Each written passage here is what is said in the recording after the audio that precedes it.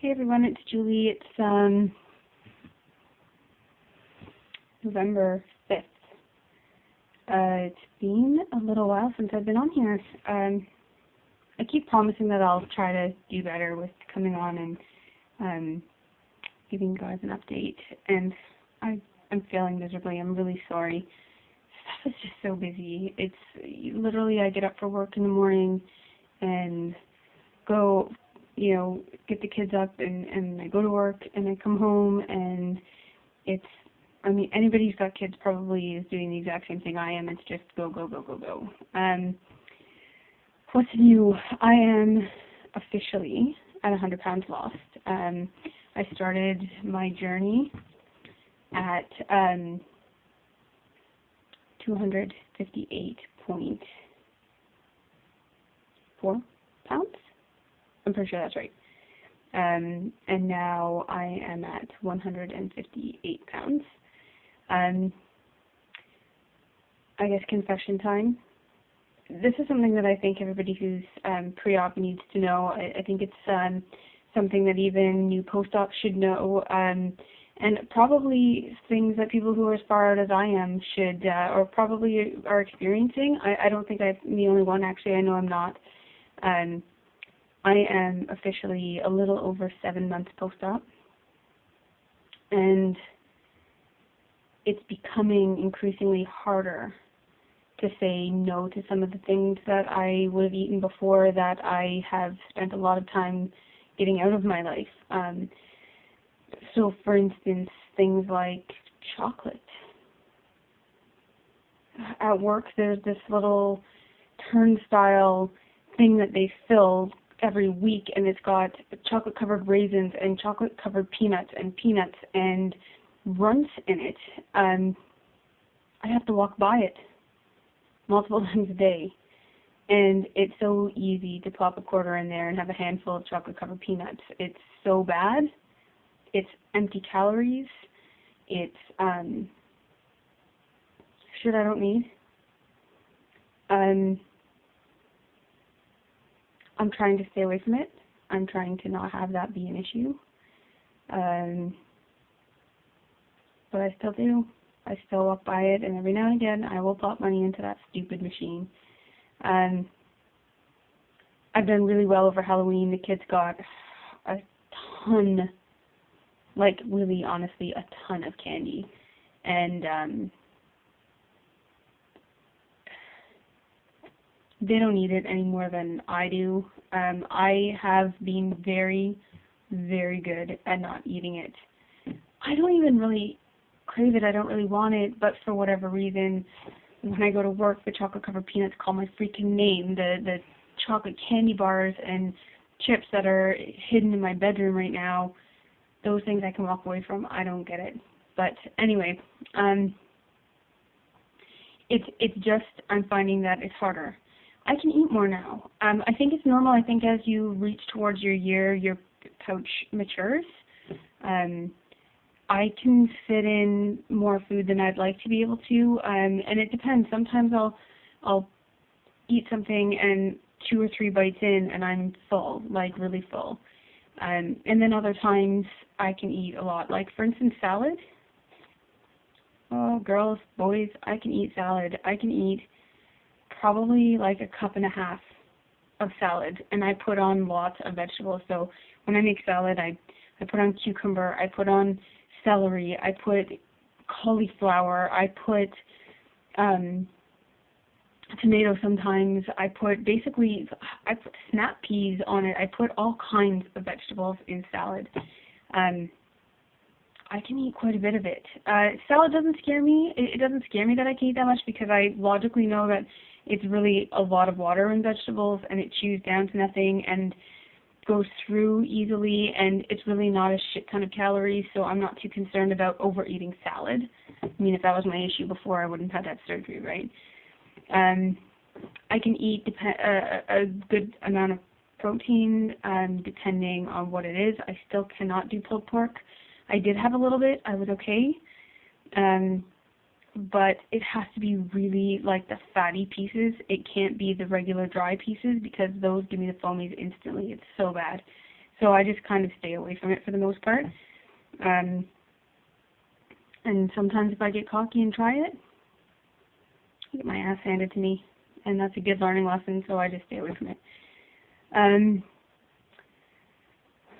At home, we're eating really quite healthy. Matthew has all but moved in with me, which I'm happy about. I'm good with that. He's been a huge asset to my house and to my life and to the kids. I'm sure he knows that. I hope he knows that. He's very much on a health kick, which is good for me because I need somebody who's going to be right along with me. Where I've been losing it, he's been gaining, and he's not so happy about that. The kids definitely don't need the junk. They needed to learn how to eat vegetables because my kids will tell you that they don't like vegetables. So we've got the kids eating salad. We've got them eating vegetables in so many things. We hide it in meats, and we have it blatantly out on the plate. Last night's dinner was ground turkey, but we did them almost kind of like a meatloaf, but over 50% of what was in that meatloaf was actually blended vegetables. And the kids loved it. They ate it all up, so it was like 50% ground vegetables and 50% ground turkey. And then on the side had vegetables with it. So most of the plate was vegetables, which is awesome because my kids don't eat vegetables. Well, guess what? They do now. Emily, my daughter, would like to lose some weight. She's got probably a good 30 or 40 pounds that she needs to lose, which she really wants to work on, and we're going to encourage her in that. We've been watching documentaries on Netflix about obesity and about how farm animals are treated and the benefits of vegetables and knowing which vegetables to eat and all that kind of stuff. So it's been really good, and life is really good. I can tell you, to move on to another topic, I know that this is a topic for the ladies that a lot of us have to consider after weight loss surgery is birth control.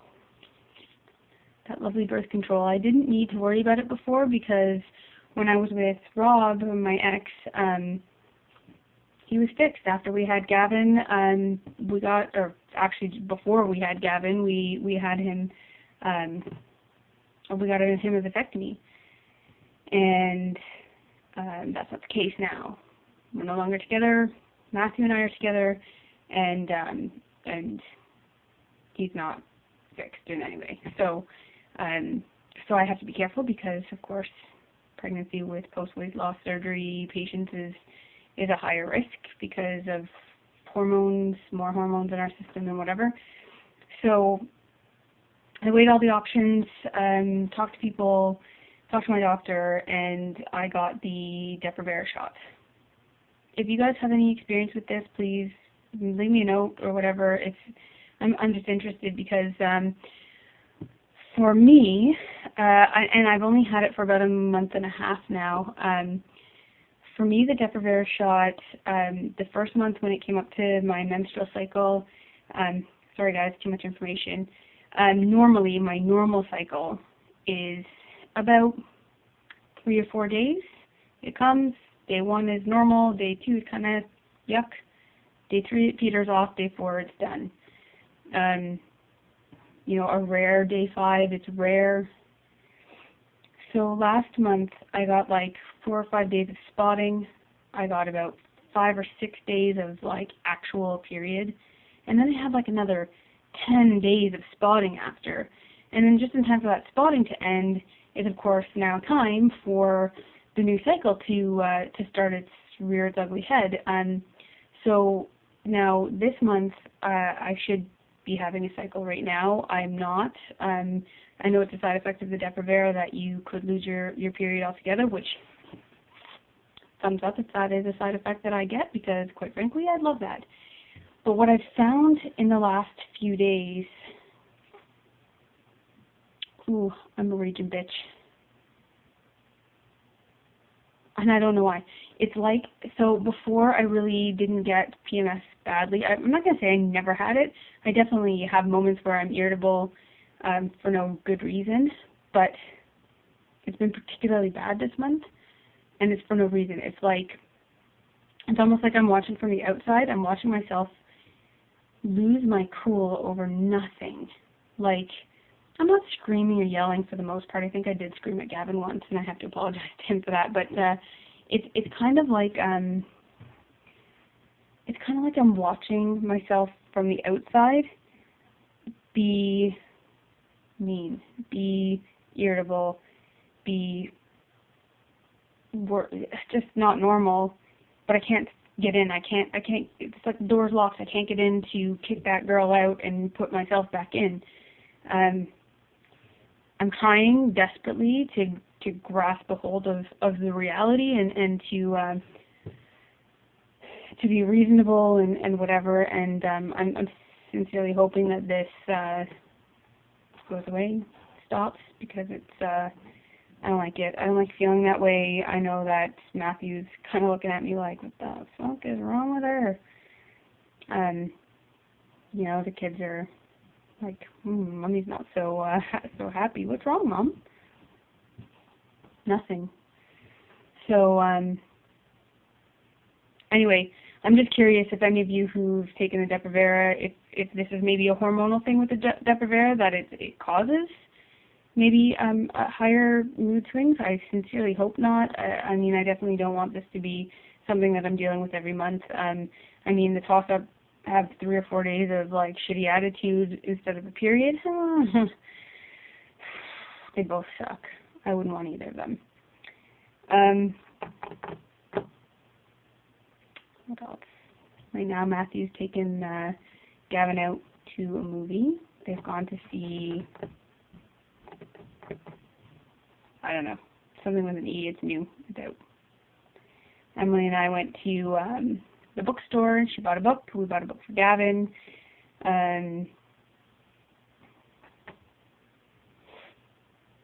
Just life like normal. We went out to dinner. I ate too much.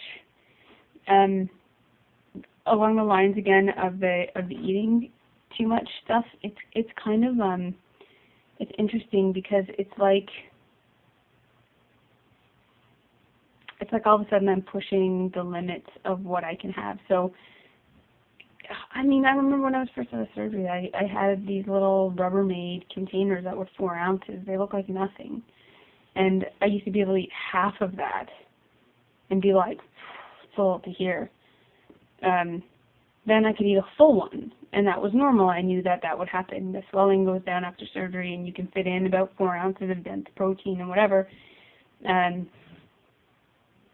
But today, so I got hair in my mouth. Today, I had chicken. I can eat a full chicken breast, and sometimes a little bit of a side. So like a couple of French fries. Yes, sometimes I eat French fries, not very often. Or salad, or vegetables, or whatever. I think this is normal. I hope it's normal. Anybody who's 7 months out, can you eat a full chicken breast and a bit of a side? Like maybe more like 5 or 6 ounces as opposed to 4 ounces? Maybe even a little bit more than that? I don't know. I'm trying not to worry too much about it. I will tell you, for confession number 2, I'm getting enough protein. I know I'm getting enough protein.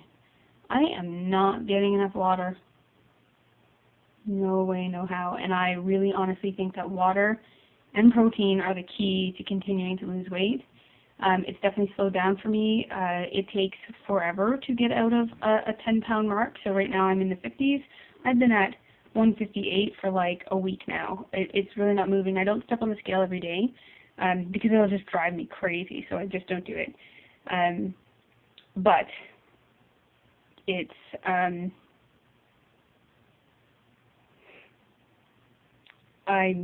I'm drinking coffee too much. I have coffee in the morning. It takes me from say 7 o'clock in the morning till close to 9 to finish that coffee, and then usually by that time I'm like, maybe I need some more coffee, and then I might get another coffee, which is stupid. Because I should be going, now that I've had my coffee, perhaps I should get some freaking water. So I've been trying to make a greater effort. Yesterday I was able to get 3 of the big coffee mugs full of water in. I just started refilling that once my coffee was done.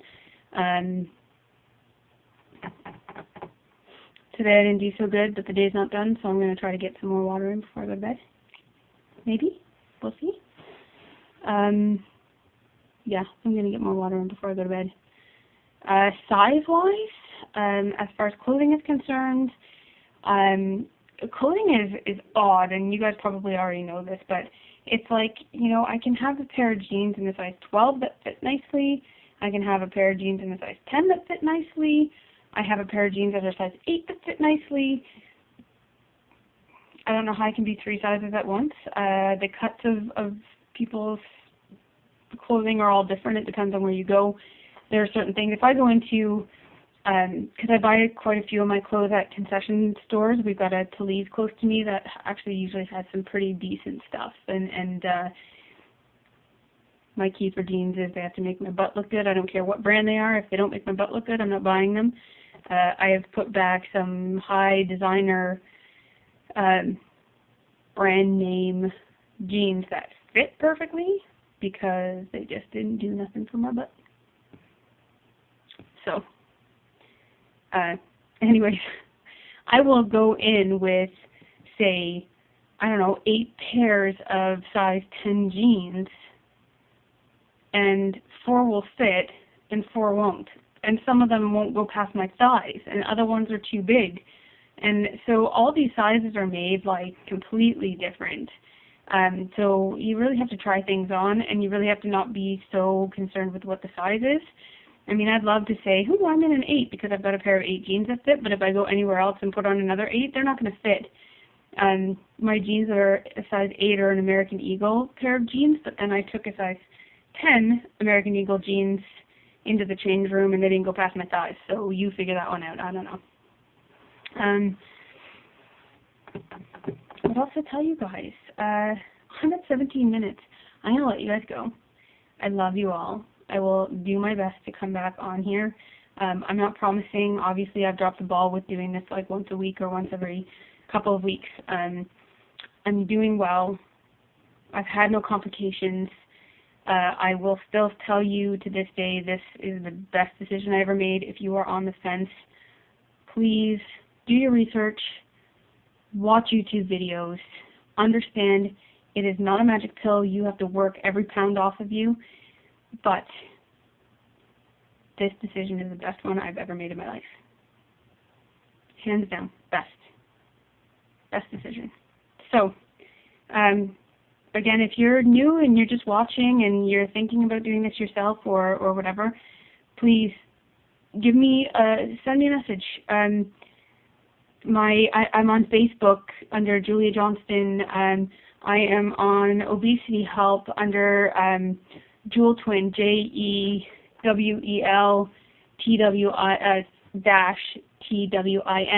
I'm under the Ontario board. I post there.